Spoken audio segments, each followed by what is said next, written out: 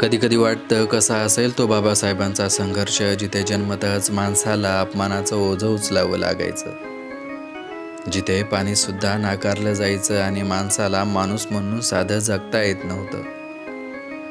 कधी कधी वाटतं किती भक्कम असेल तो आत्मविश्वास, ज्याने अपमानाच्या राखेतून स्वाभिमानाची ज्योत पेटवली.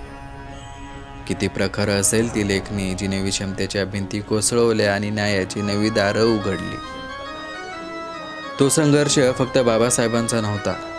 तो प्रत्येक तुटलेल्या स्वप्नांचा, प्रत्येक नाकारलेल्या अस्तित्वाचा आणि न्यायाच्या प्रतीक्षेत उभ्या असलेल्या प्रत्येक आत्म्याचा होता.